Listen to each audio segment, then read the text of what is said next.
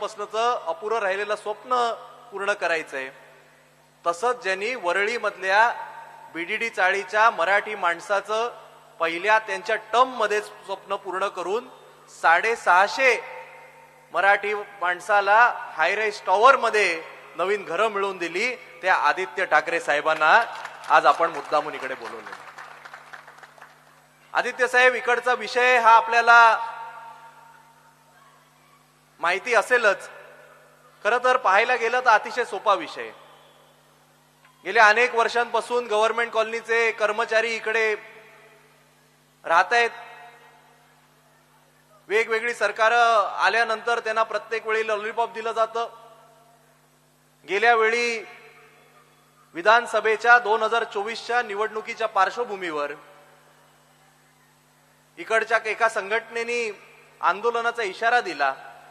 त्या आंदोलनाला तुम्ही सुद्धा होतात, मी सुद्धा आलेलो, परब साहेब सुद्धा होते.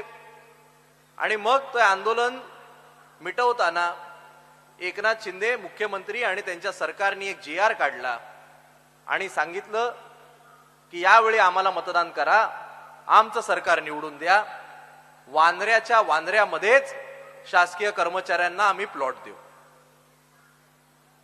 साहेब, आज या घोषणेला 1.25 वर्ष झालं. शासकीय कर्मचाऱ्यांच्या जेवढ्या वसाहती त्या तोडून टाकल्या. इकडच्या सगळ्या कर्मचाऱ्यांनी सुद्धा सहकार्य केलं, कारण नवीन हायकोर्ट आलं पाहिजे. शेवटी ते शासन 5% सुद्धा कुठेही पुढे प्रोग्रेस झालेला नाही. वेळ काढायचा असेल की सरकारकडे एक फेवरेट हत्यार असतं, समिती नेमायची. एक समिती नेमली, त्या समितीमध्ये भाजपचे प्रतिनिधी घेतले, शिंदे सेनेचे घेतले, राष्ट्रवादीच्या काही आमदार माजी आमदारांना संधी दिली. आणि मग वाटलेलं चला कमीत कमी यांना पॉलिटिकल मायलेज घ्यायचे, कदाचित त्यांना महायुतीला मायलेज घ्यायचे. परब साहेब आणि मी, आम्हाला दोघांनाही या समितीतनं वगळलं. जनतेतनं निवडून आलेल्या लोकप्रतिनिधीलाच त्याच्या मतदारसंघातल्या महत्वाच्या समितीतून वगळलं. पण परब साहेबांनी मला सांगितलं, वरून जाऊ दे, तू दुर्लक्ष कर, लोकांना जर घरं मिळणार असतील तर आपल्याला समितीत नाही घेतलं तरी चालेल, वर्षानुवर्षाचा जर प्रश्न सुटणार असेल तर आपण यामध्ये राजकारण करायला नको. आणि म्हणून आम्ही सुद्धा भोळेबाबडेप्रमाणे यांच्यावर विश्वास ठेवला. पण गेल्या वर्षभरात त्या समितीची एकच बैठक झाली. आज अख्खा प्लॉट रिकामा आहे. हायकोर्टचं डिमार्केशन झालेलं आहे.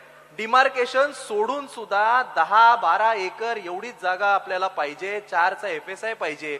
असं असताना, प्लॉट रिकामा असताना सुद्धा, GR काढला असताना सुद्धा, आदित्य साहेब, हे जे आत्ताचं सरकार आहे हे इकडच्या शासकीय कर्मचाऱ्यांना जागा द्यायला तयार नाही. मग गेल्या नागपूरच्या अधिवेशनामध्ये जेव्हा मी लक्षवेधी मांडली, इकडचे सगळे शासकीय कर्मचारी टीव्ही लावून होते. आपल्या विधिमंडळात जे नोटिंग घेतात ना, त्यांनी मला येऊन चिठ्ठी दिली, तुमच्या लक्षवेधी करता शुभेच्छा, आम्ही पाहतोय, आमच्या सुद्धा घराचं हे स्वप्न आहे.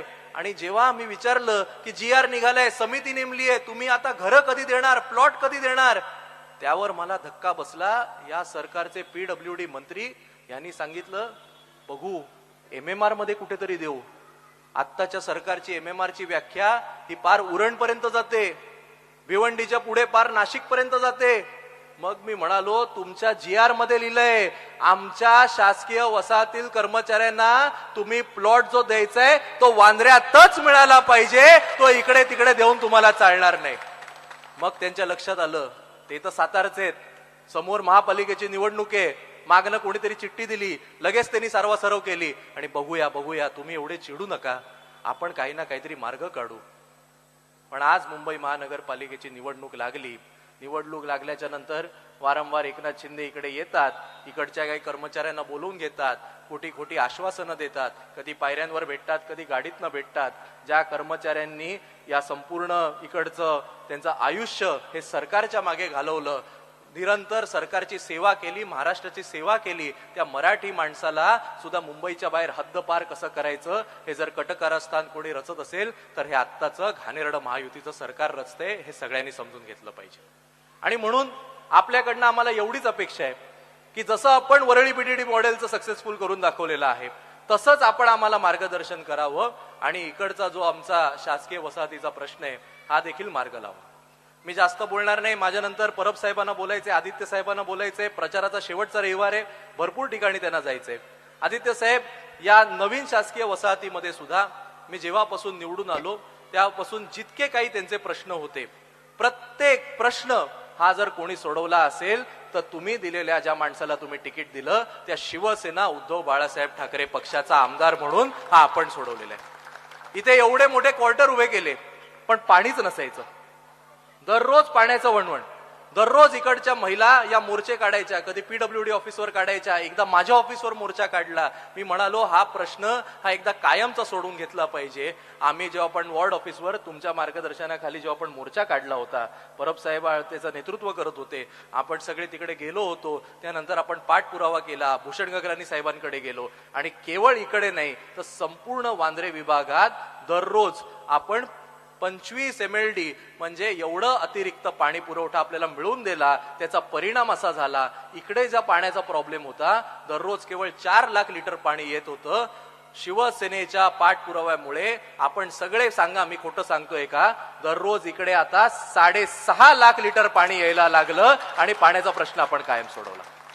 इकडचं जे संपूर्ण सिवरेज सिस्टीम आहे, फ्लशिंग सिस्टीम आहे, इकडचा एसटीपी बंद पडला होता. लोक म्हणत होते पिण्याचं पाणी आम्ही फ्लशिंगला टाकतो त्यामुळे आम्हाला कमी पडतं. आपण इकडचा एसटीपी दुरुस्त करून घेतला. तेवढंच नाही तर माझ्या आमदार निधीतनं एक नाही तब्बल 2 बोरवेल मारून घेतल्या. आता ते पाणी देऊन आपण इकडचा पाण्याचा प्रश्न हा कायमचा मिटवलेला आहे.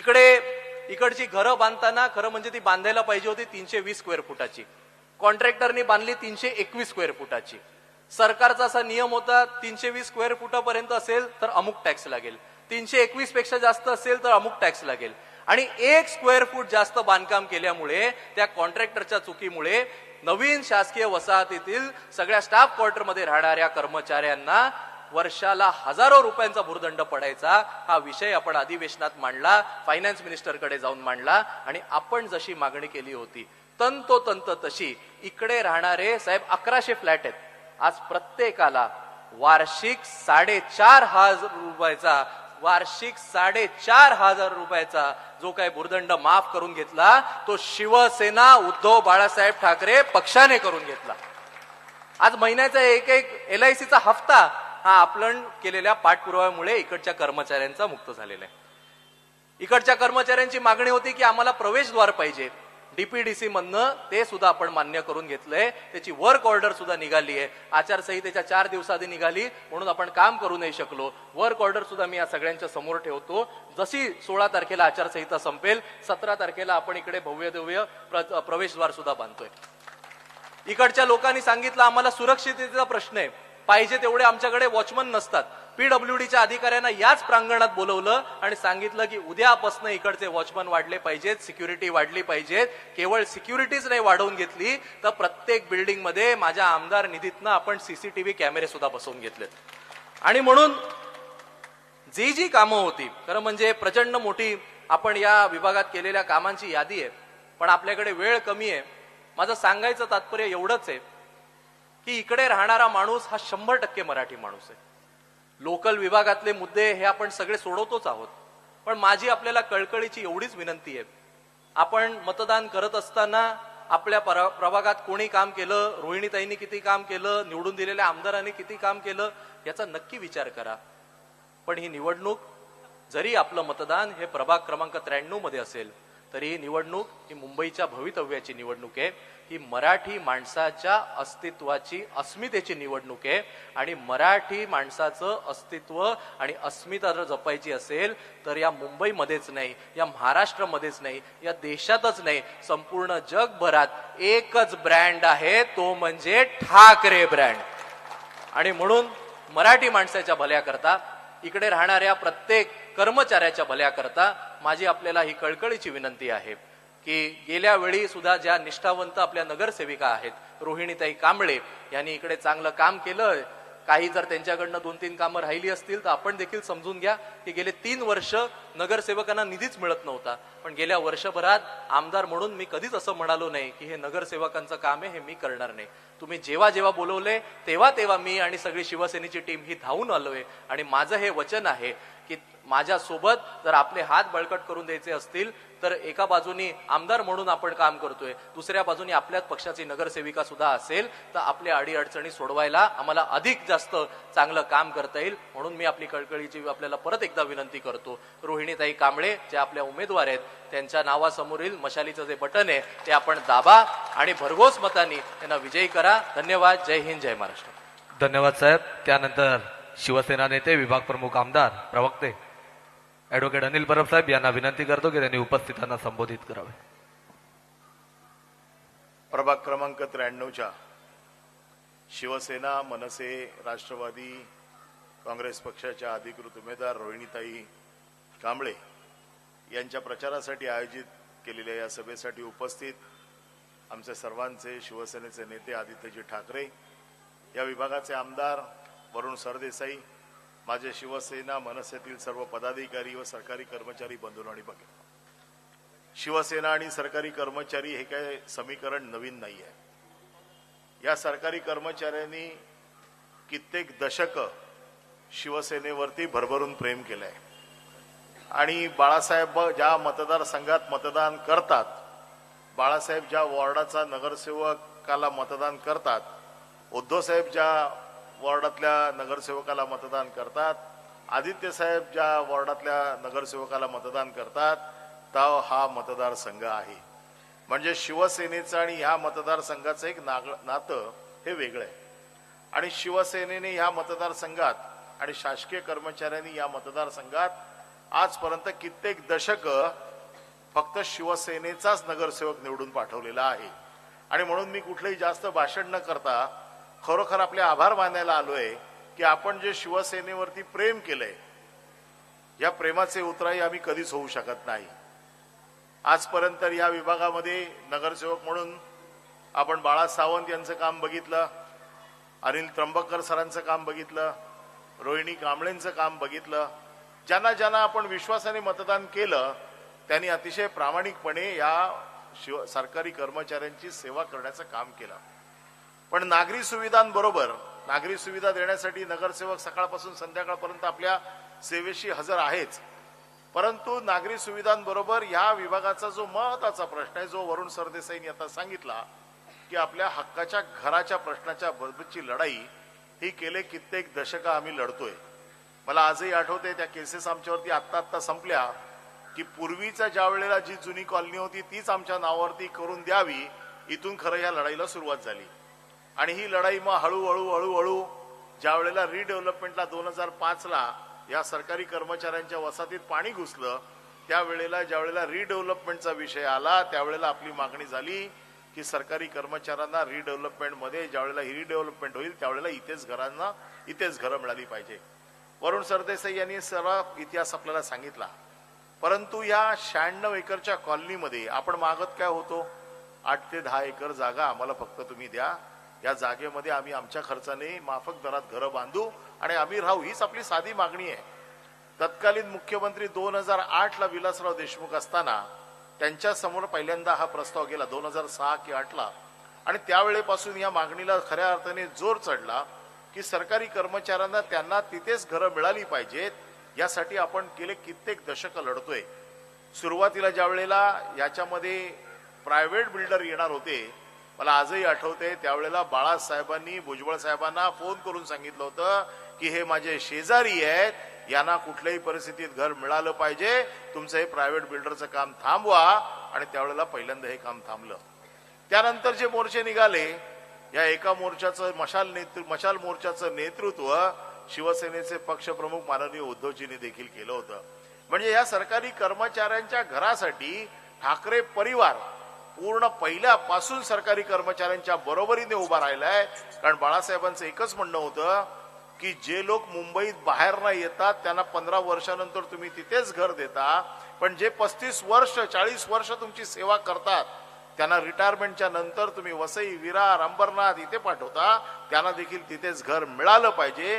ही बाळासाहेबांनी तेव्हा मांडलेली भूमिका आजही आम्ही सगळे लोकप्रतिनिधी त्या भूमिकेशी कायम आहोत आणि या भूमिकेसाठी लढतोय. हा विषय मला चांगला माहिती आहे. एकही अधिवेशन गेल्या 21 वर्षामध्ये, मी 21 वर्ष झाली आमदार होऊन, एकही अधिवेशन असं गेलं नाही की ज्या अधिवेशनामध्ये सरकारी कर्मचाऱ्यांचा प्रश्न आपण मांडला नाही. परंतु प्रत्येक वेळेला देतो, करतो, कमिटी नेमतो, हे करतो, ते करतो, अशावरती सरकारने आजपर्यंत कधी आपल्याला दाद दिली नव्हती. परंतु ज्या वेळेला उद्धव साहेब या राज्याचे मुख्यमंत्री झाले आणि ज्या वेळेला उद्धव साहेबांनी हा प्रश्न घेतला, त्या सगळ्या कमिट्यांना मी, आदित्य साहेब, आम्ही ह्याचे साक्षीदार आहोत की सरकारी कर्मचाऱ्यांना घरं मिळावी म्हणून जो काही तयार झाला प्लान, आणि ज्या शेवटच्या कॅबिनेटमध्ये ज्या वेळेला आम्हाला असं वाटलं की आता सरकार जाईल, त्या शेवटच्या कॅबिनेटमध्ये उद्धव साहेबांनी हा ठराव मंजूर करून घेतला, कॅबिनेटमध्ये पास झाला आणि सरकारी कर्मचाऱ्यांच्या घरांचा प्रश्न खरं म्हणजे मोकळा झाला होता. परंतु त्यानंतर एकनाथ शिंदेचं सरकार आलं, त्यांनी हा आपला कॅबिनेटचा ठराव रद्द केला आणि पुन्हा एकदा आपली परिस्थिती जुन्या पद्धतीने नेऊन ठेवली. म्हणजे पूर्ण आपल्याला संघर्षामध्ये लोटलं आणि आता प्रत्येक निवडणुकीच्या तोंडावरती येतात, करतो, बघतो, समिती नेमतो, अशा प्रकारची उत्तरं देऊन आजही आपला प्रश्न सुटला नाही. मी आदित्य साहेबांचं खास कौतुक करीन की त्यावेळेला ज्या वेळेला बीडीडी चाळीचा प्रश्न निर्माण झाला, त्यावेळेला त्यांना अगदी कमी घरात दर देण्यासाठी त्यांनी जे काही मॉडेल उभं केलं, जे मॉडेल आज भारतीय जनता पक्ष स्वतःचं मॉडेल म्हणून लोकांना दाखवतंय, पण त्याचं सगळं श्रेय हे आदित्य साहेबांना आहे. त्यांच्या मतदारसंघामध्ये त्यांनी ज्या पद्धतीचं मॉडेल उभं केलं, त्याच पद्धतीचं मॉडेल आपण ह्या कॉलनीमध्ये उभं करायला पाहिजे. आणि त्यासाठी आम्ही दोन्ही आमदार, मी आहे, वरुण आहे, आदित्य साहेब देखील आमदार आहे, म्हणजे या वॉर्डामध्ये आम्ही 4 आमदार आहोत. आणि तुम्ही हाच विचार करा की जरी नगरसेवकाची निवडणूक असली, सुविधा, नागरी सुविधा देण्याची जबाबदारी रोहिणी कांबळेंची असली, तरी तुमचा प्रश्न सोडवण्याची जबाबदारी ही आमच्या 4 आमदारांवरती आहे. आणि हे 4 आमदार याच वॉर्डातले आहेत आणि या वॉर्डातला प्रश्न आम्ही प्राधान्याने का सोडवू शकत नाही. आणि म्हणून तुमच्या सगळ्यांची साथ गेली इतके वर्ष आम्हाला मिळाली आहे, ही अशीच याच्या पुढे मिळेल असा मला विश्वास आहे. आमचं तुमचं नातं काय सांगायची गरज नाही. आमचा जन्मच इथे बाजूला झालाय. लहानाचे मोठे आम्ही याच कॉलनीत झालो, सरकारी कर्मचाऱ्यांच्या मुलांबरोबर शिकलो, सरकारी कर्मचाऱ्यांच्या मुलांबरोबर मोठे झालो. त्यामुळे सरकारी कर्मचारी हा आमच्या घरचा, कुटुंबाचा एक भाग आहे. बाहेरचे लोक येतील, आश्वासनं देतील, निघून जातील. आम्ही जरी काही जरी बोललो नाही तरी आम्हाला तुमच्या बाजूलाच राहायचंय. सकाळ संध्याकाळ तुमचे प्रश्न हे आमचे प्रश्न समजूनच सोडवायचे आहेत. त्यामुळे हे प्रश्न सोडवण्यासाठी तुम्ही आतापर्यंत जसं शिवसेनेवरती प्रेम केलंय, रोहिणीताईंना एकदा निवडून दिलंय, पुन्हा एकदा रोहिणीताईंना तुम्ही निवडून द्या. रोहिणीताईंची जबाबदारी वरुण सरदेसाई आणि अनिल परब यांच्यावर आहे. आत्ताच वरुण सरदेसाईंनी 1 वर्षात झालेल्या सगळ्या कामांचा पाढा वाचला. तुम्ही सांगा कुठला आमदार 1 वर्षात अशा प्रकारची कामं तुमची करून घेतली असतील? आजपर्यंत सगळे आमदार, ह्याच्यापूर्वी काँग्रेसचं सरकार देखील बघितलेलं आहे, काँग्रेसचे आमदार देखील बघितलेले आहेत. परंतु वर्षभरात ह्या कॉलनीचे प्रश्न, आता एक बरं झालंय की अख्खी कॉलनी नाही, एकाच ठिकाणी सगळी अख्खी कॉलनी आली आहे. त्यामुळे प्रश्न सोडवणं जिकरीचं आहे तसं सोपं देखील आहे. दोन्ही गोष्टी आहेत. पाण्याचा प्रश्न होता, वरुण सरदेसाईंनी सोडवला. इकडचे सगळे बाकीचे प्रश्न आहेत, इकडे सिक्युरिटीचा प्रश्न आहे. हे सगळ्या प्रश्नांवरती आमदारांचं बारीक लक्ष आहे. त्याचं कारण असं आहे की नगरसेवक नव्हते, आता तुमचा नगरसेवक निवडून आले. नगरसेवकाची ताकद, आमदाराची ताकद, आमची सगळ्यांची ताकद आणि मातोश्रीची, ज्या वॉर्डात मातोश्री आहे त्या मातोश्रीची ताकद एकत्रित केली तर मला असं वाटतं की सरकारी कर्मचाऱ्यांच्या पाठीमागे ही जी ताकद उभी राहील, या ताकदीला कोणालाच घाबरण्याची गरज नाही. त्याचं कारण असं आहे की शिवसेना आणि सरकारी कर्मचारी पुन्हा एकदा या निवडणुकीच्या माध्यमातून आपलं नातं घट्ट करतील आणि रोहिणीताईंना नंबर 1चं बटन दाबून 15 तारखेला शिवसेनेच्या मशालीला मुंबई महानगरपालिकेत पाठवतील असा विश्वास व्यक्त करून मी माझे 2 शब्द संपवतो. जय हिंद, जय महाराष्ट्र. धन्यवाद साहेब. आदित्य साहेब आपल्याला संबोधित करतील. तत्पूर्वी जय महाराष्ट्र. खरं तर मी समोर बसायला पाहिजे, कारण आपल्या मतदारसंघातले 2 आमदार आपल्याला आपल्या होणाऱ्या नगरसेविका काय करणार आहेत आपल्या मतदारसंघासाठी हे सांगणार आहेत. आणि मी पण याच मतदारसंघाचा रहिवासी आहे. मी इथे आमदार म्हणून नाही, या मतदारसंघाचा रहिवासी, तुमचा शेजारी म्हणून आलेलो आहे. तरी देखील गंमत जरी 1 मिनिट बाजूला सोडली, आज इथे येऊन एक आनंदाची गोष्ट हीच आहे की जेव्हा 1 वर्षापूर्वी आपलं सरकार जरी नाही आलं तरी आपल्या आमदारांनी काय काय काम केलं, आपल्या स्थानिक आमदारांनी, आणि खास करून स्थानिक आमदार जे आपल्या पक्षाचे आहेत, तरुण आमदार आहेत, त्यांनी काय काय कामं केलेली आहेत हे पाहून अभिमान पण वाटतो आणि आनंद पण होतो की आम्ही असं काम करून दाखवत असतो. हा विश्वास पक्का बसतो. कारण एरवी जर आपण पाहिलं आणि आता जर आपण महायुतीचा जो प्रचार आहे म्हणजे मिंदेंची सेना असेल, दादांची टोळी असेल किंवा फडणवीस साहेबांची टोळी असेल, ह्यांच्याकडून जो काही प्रचार आपण ऐकत आहोत, हा सगळा प्रचार कशावर आधारित आहे? भलत्या सलत्या विषयांवर, देशाच्या बॉर्डरवर सगळं काही वेगळं काही म्हटलं जातं. पण हे सगळं जरी आपण पाहिलं तरी एक महत्वाचं आहे की आपण काय काम करणार आहोत, आपण काय देणार आहोत, ह्याच्यावर आपण फोकस करत आलेलो आहोत. तसं पाहिजे जरा हरिटस वगैरे आहे का? गोळी कधी गोळी चगळायला आहे का? घसा गाडीत आहे, थोडं बोलून बोलून घसा नाही, लवंग नाही, गाडीत हनीटस आहे. दिवसभर बोलून बोलून जरा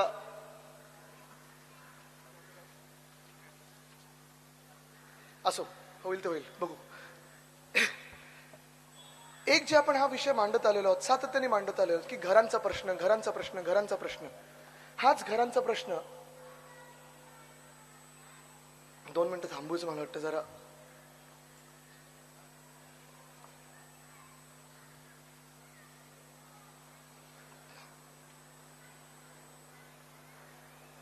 हनीटस किंवा विक्स नाही बोलतो मी येईपर्यंत. तर हा जो प्रश्न आहे घरांचा, मला वाटतं फार महत्वाचा आहे. आतापर्यंत ज्याचा उल्लेख होत चाललेला आहे, बीडीडीचा प्रश्न. हा, विक्स की गोली लो, खिचखिच दूर करो. काय विक्सच आहे ना, तर भलतं काय जुबान केसरी नाही ना, तर असं करायला लागेल.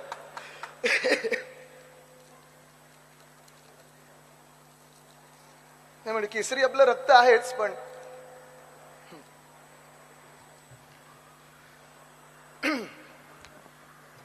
आज जे आपण आमदारांकडून काम ऐकलेलं आहे, ह्या पुढे जाऊन जो आपल्याला काही घरांचा प्रश्न सोडवायचा आहे, तो मला वाटतं फार महत्वाचा ठरतो. शेजारी जरी आम्ही असलो तरी वर्षानुवर्ष मी ऐकत आलेलो आहे, पाहत आलेलो आहे की हा विषय आपल्या गव्हर्नमेंट कॉलनीचा विषय असेल, आज सगळे आपण खिडक्यांमधून ऐकताय, बाल्कनीमधून ऐकताय, हा विषय जो आहे कदाचित उद्धव साहेबांसाठी आहेच, मोठ्या साहेबांसाठी म्हणजे माझ्या आजोबांसाठी महत्वाचा होता, आणि आमच्या सर्वांसाठी आम्ही एक कर्तव्य म्हणून की आमचे शेजार धर्म पाळत असलो तरी आपले जे कर्मचारी आहेत, शासनाचे जे कर्मचारी आहेत, महानगरपालिकेचे जे कर्मचारी आहेत, बीएसटीचे जे कर्मचारी आहेत, पोलीस कर्मचारी आहेत, ज्या ज्या लोकांनी ह्या मुंबईची असेल, या महाराष्ट्राची असेल, 30 वर्ष 40 वर्ष पिढ्यानपिढ्या ज्यांनी सेवा केलेली आहे, त्यांना मुंबईमध्ये त्यांच्या हक्काचं घर मिळायलाच पाहिजे, ह्या ध्येयाने आणि ह्या धोरणाने आपण पुढे चाललेलो आहोत.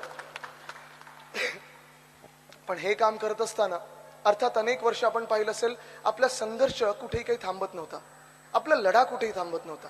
आपण जी कामं करत आलेलो आहोत त्याच सोबत घरं कशी द्यायची, हा जो संघर्ष आहे हा फार महत्वाचा आहे. आणि हा संघर्ष पुढे नेण्यासाठी मोर्चे काढले, आंदोलनं झाली, अनेक वर्ष. जसं आता अनिल परबजी सांगत होते की 21 वर्ष ते अधिवेशनात मांडत आलेले विषय आहेत, वरुण आणि मी मांडत आलेलो आहे. पण हे सगळं झाल्यानंतर देखील हा विषय का सुटत नाही, ह्याला जर तुम्हाला उत्तर पाहिजे असेल तर एकच उत्तर आहे, भाजप भाजप भाजप.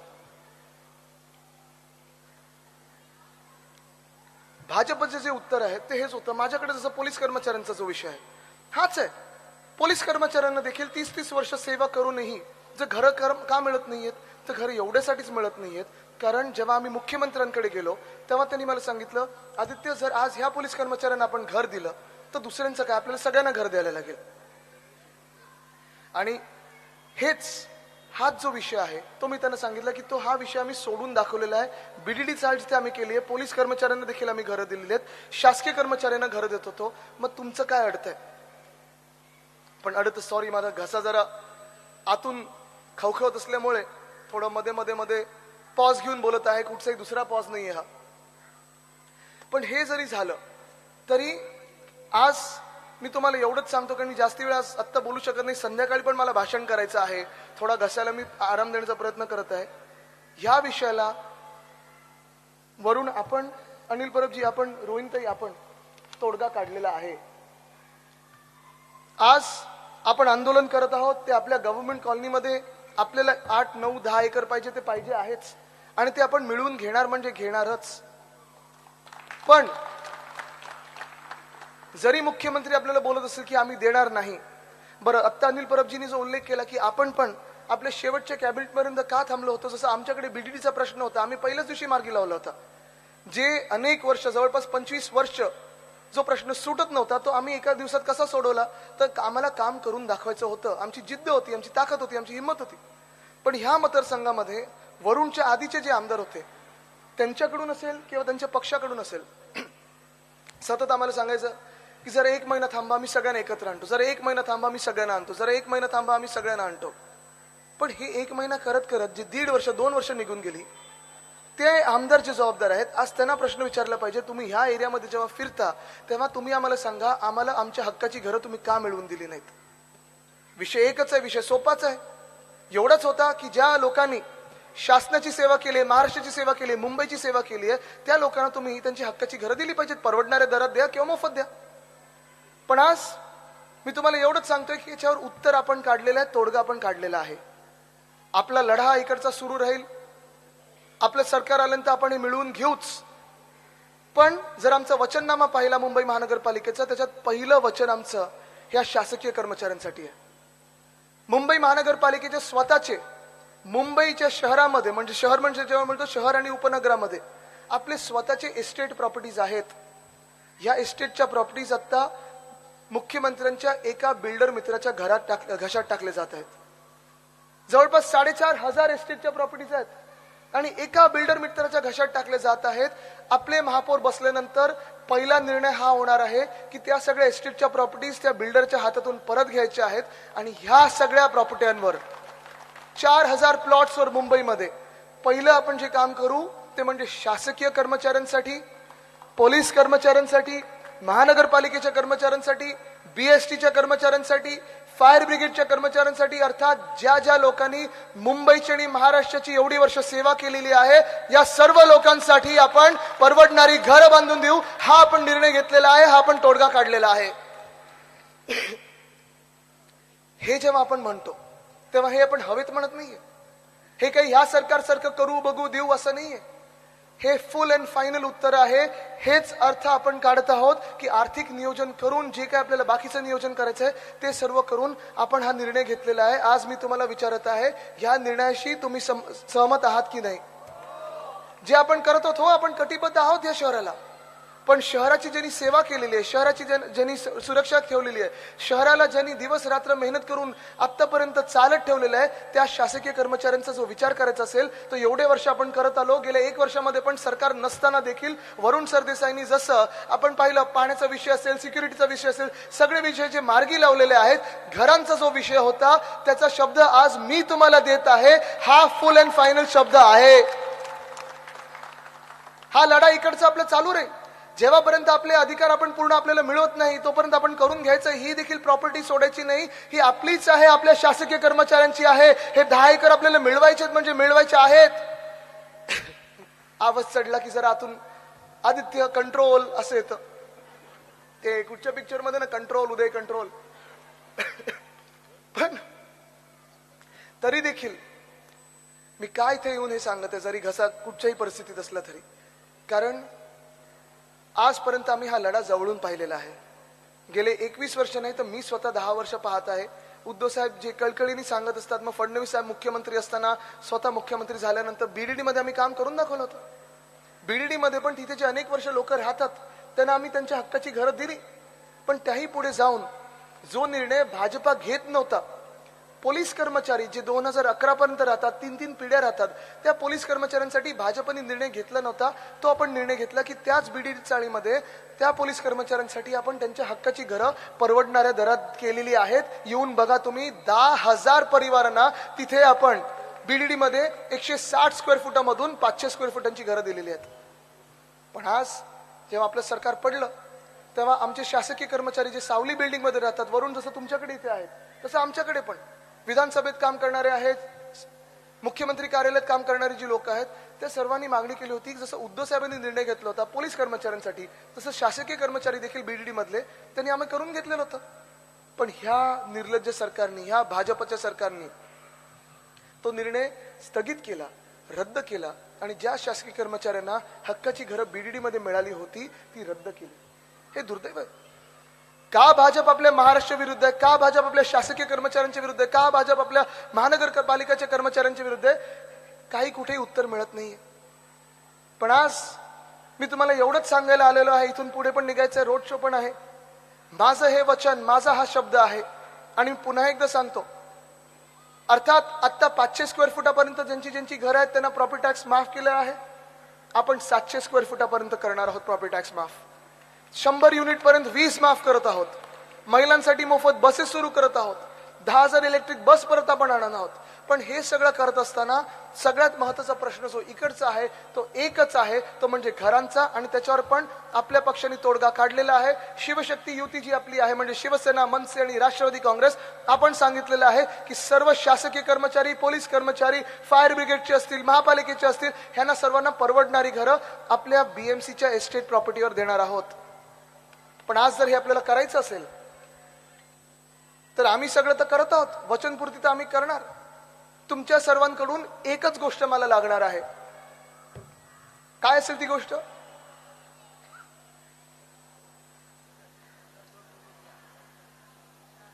काय असेल ती गोष्ट? नाही, बाकी काही नकोय. ते आपण भाजपवाल्यांसारखे नाही होत मागायला काही बोलतं. टेबलाच्या खाली काही नकोय. मतदान पाहिजे, तुमचं मत पाहिजे. मतदान किती तारखेला आहे? किती? मे, जून, जानेवारी ना, म्हणजे किती दिवसावर आले?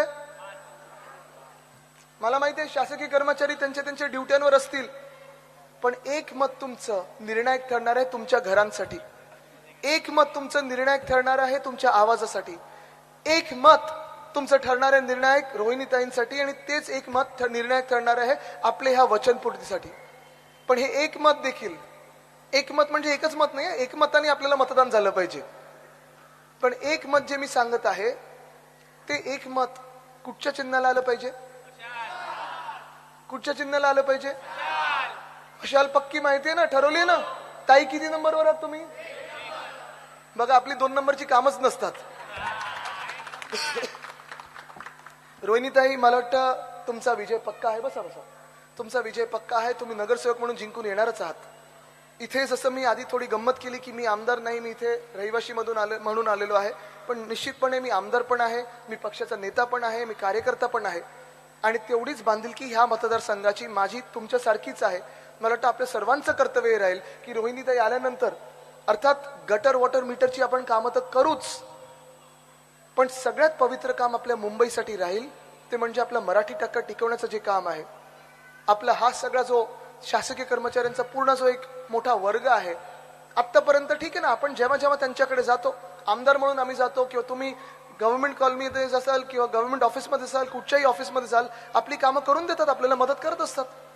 आपण आता कटिबद्ध राहिलं पाहिजे. आपण वचन त्यांना दिलं पाहिजे की होय, तुमचं मत आम्ही फुकट घालवणार नाही. तुम्ही ज्या विश्वासाने आम्हाला मतदान कराल त्याच विश्वासाने वचनपूर्ती करू. आणि तुम्हाला कळेल की हा आपल्या सरकारचा पहिला निर्णय हाच असेल की तुमच्या घरांचा विषय आम्ही मार्गी लावणार, म्हणजे लावणारच. आज हा शब्द देतो आणि तुर्तास इथे थांबतो. धन्यवाद. जय हिंद, जय महाराष्ट्र, वंदे मातरम. धन्यवाद साहेब. शासकीय कर्मचारी